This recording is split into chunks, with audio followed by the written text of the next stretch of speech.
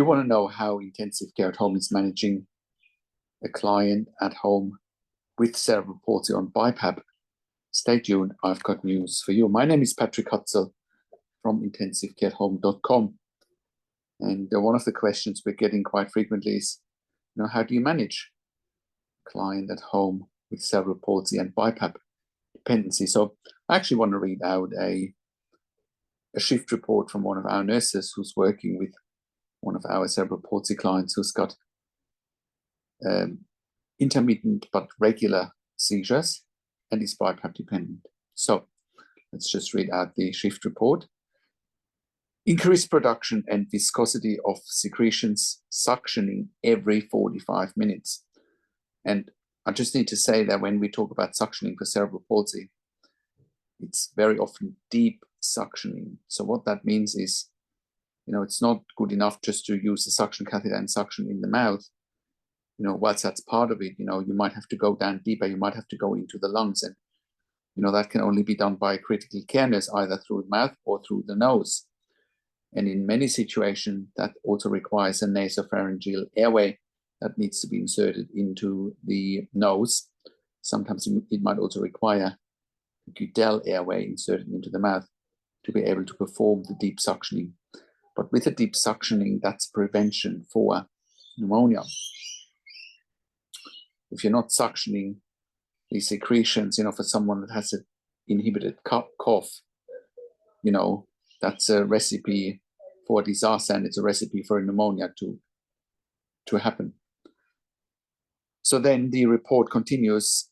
The client remains on nebulizers. Once again, it's also the skill of a critical care nurse to understand when to initiate a nebulizer, whether that's a saline nebulizer, whether that's a Ventolin or salbutamol nebulizer or an Atrovent nebulizer or any other nebulizer for that matter. You need to know when to initiate.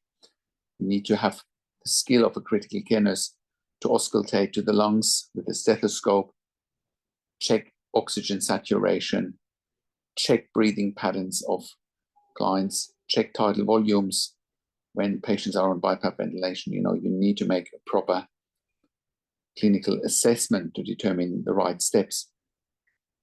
So then the report continues. The client appears more tired than usual between 5 p.m. and 6:30 p.m.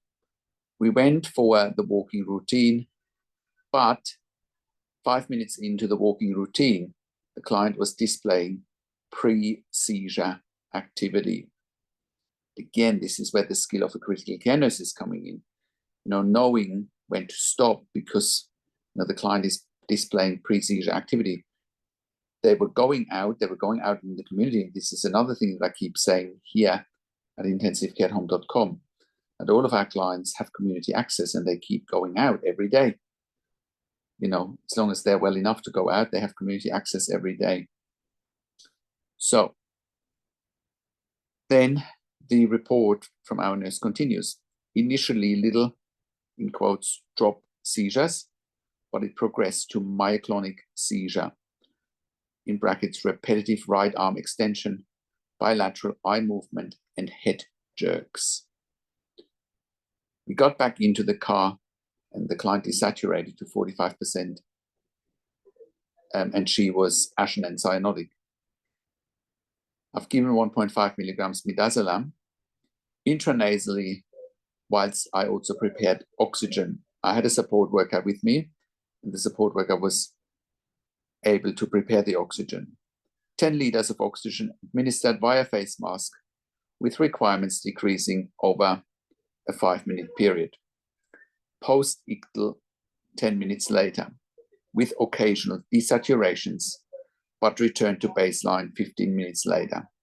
Bowels not open, abdomen slightly distended.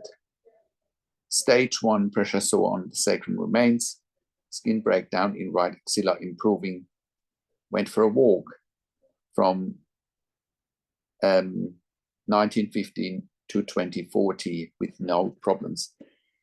And that while some of what I read out might sound, dramatic, and if you are having a family member at home with cerebral palsy who displays such symptoms, and you don't have a critical care nurse, I can only imagine what that looks like. I remember years ago, when we first started in the community, we had an inquiry from a client where I knew straight away they needed 24-hour nursing care for their child.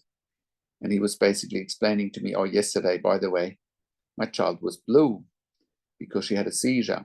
And I put her up to the monitor and it was 40% oxygen saturation, right? And thankfully it came back, but he had no idea how dangerous that is. This is exactly what we're dealing with here.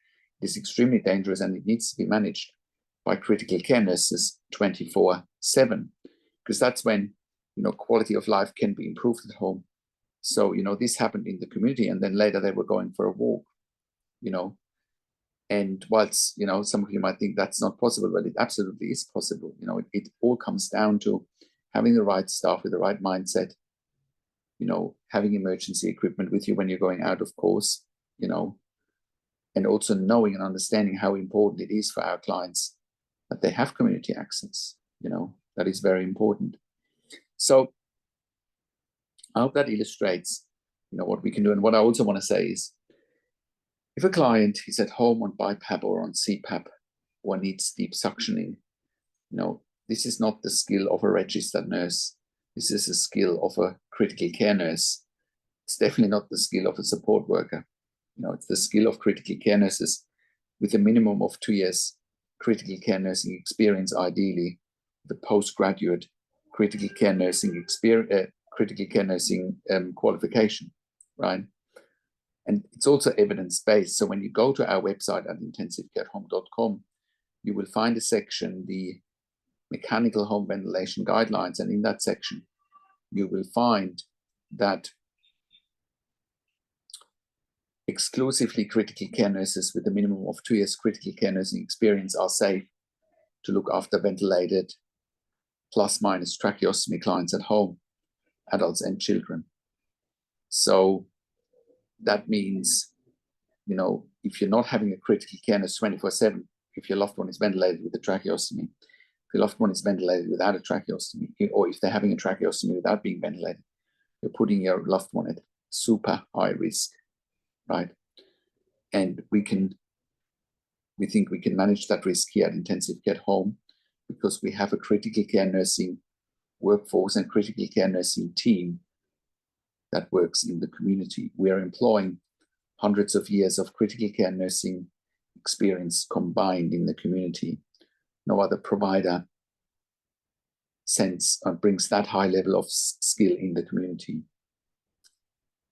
So, with Intensive Care at Home, we're therefore providing 24-hour critical care nurses at home, and therefore we provide a genuine alternative to a long-term stay in intensive care for ventilation, tracheostomy, home BiPAP, home CPAP, ventilation without tracheostomy, which is what the situation was all about that I explained today.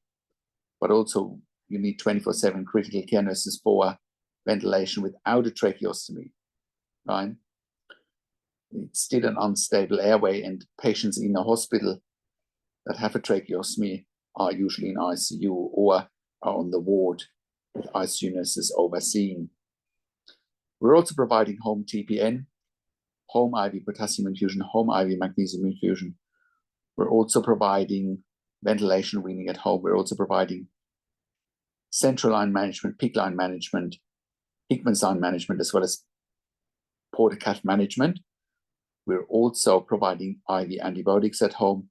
We're also providing nasogastric tube and PEG tube management at home. We're also providing palliative care at home.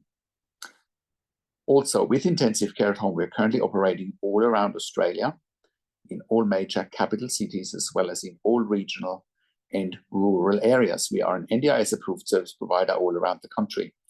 TAC and WorkSafe in Victoria, iCare in New South Wales, NIISQ in Queensland, as well as the Department of Veteran Affairs, DVA, all around Australia.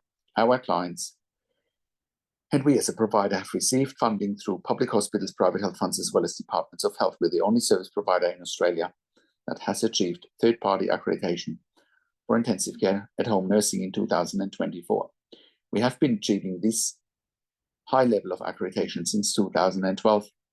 No other provider has achieved this high level of accreditation in the community in Australia and has created more intellectual property for intensive care at home than we have. That puts us in a position to employ hundreds of years of critical care nursing experience combined in the community. And that also enables us to look after the highest acuity clients safely in the community. And if you're at home already and you're watching this and you realize that you don't have the right level of support, I'll give you an example today. One of our first clients over 10 years ago was a client who was at home on a ventilator with a tracheostomy with the support worker model 24/7. Of course, support workers cannot keep a patient at home on a ventilator with a tracheostomy. That's like flying the airplane with the cabin crew instead of the pilot, because this guy was at very high risk of dying, and he was going in and out of ICU because support workers simply do not have the skills, experience, knowledge, how to look after the ventilator and the tracheostomy at home. It's an intensive care nursing skill and critical care nursing skill only. It's not even the skill of a general registered nurse. Eventually, this client in the hospital he was going to regularly and the ICU found out about us. We proved our concept there very quickly with this client. We worked with the client and we sent him intensive care nurses 24 hours a day. He never ever went back into ICU ever again with our service, and he was safe. We can do the same for you if you are not safe at home, or if you're in a similar predicament, which includes the advocacy that goes along with it. To get the relevant funding, we have always successfully advocated for our clients. Otherwise, we wouldn't be in business. And if you're watching this and you have a family member in intensive care long-term, or you are stuck in intensive care long-term, please reach out to us as well. We can help you. This is also one of the reasons why we're providing Level 2 and Level 3 NDI support coordination. We have a team of NDI support coordinators, and they have a wealth of knowledge. One of our NDI support coordinators, Amanda Richards, I've done a video interview with her, and I've linked towards it in this blog. One of our other NDI support coordinators is Simon Wills. We are also providing TAC case management and WorkSafe case management in Victoria with Lucy McCodder.